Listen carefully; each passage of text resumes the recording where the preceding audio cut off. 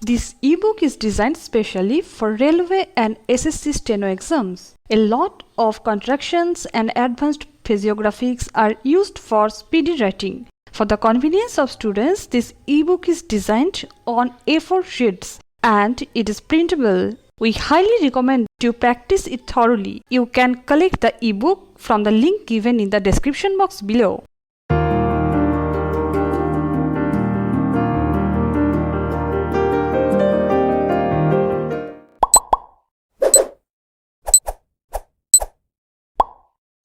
So far as the finding on the point of recording of the dying declaration of the deceased is concerned, it is evident that no certificate was issued by the doctor before recording of the dying declaration regarding the physical and mental condition of the deceased.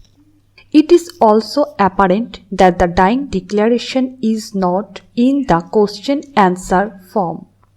Legal position for recording the dying declaration is that every endeavor should be made to record the dying declaration in questionnaire format.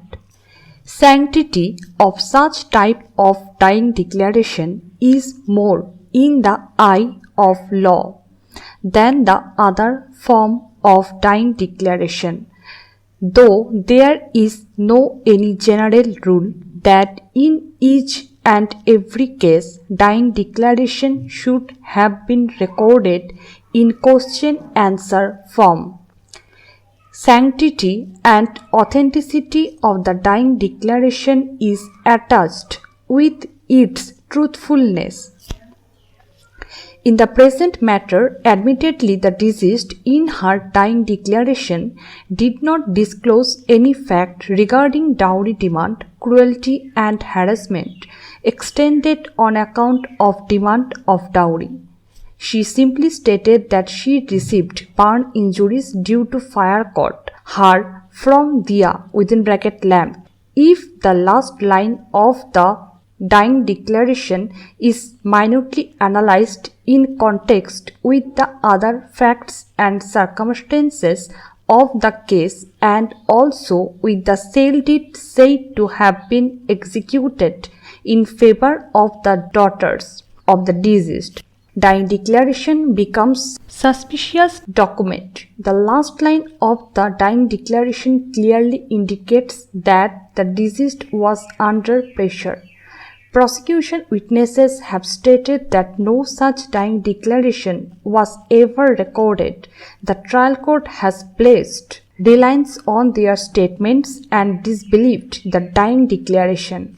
If, for the sake of argument, the defense version be taken into consideration that a dying declaration of the deceased was recorded, then also for the reasons mentioned above, the dying declaration appears to be a suspicious document. Thus, the court is of the view that the finding recorded by the trial court regarding the dying declaration is based on the correct appreciation of the evidence available on record. No interference is required by this court in the said finding. As far as the letters said to have been written by the deceased and referred to by the appellants to establish the conduct of the deceased are concerned, admittedly 2 children were born out from the wedlock of the deceased and her husband. Both are alive in this backdrop. It cannot be said that the deceased was annoyed with her husband. Therefore, she committed suicide.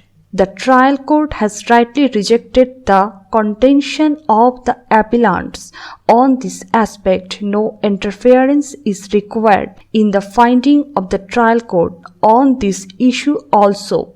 The trial court, finding that letters itself demonstrate the cruelty and harassment caused by the accused, is also correct. if she within bracket deceased was not medically examined earlier regarding injuries caused by the accused, then also the prosecution story on this basis in the bride burning case cannot be doubted. If you have liked the video, hit the like button and consider subscribing.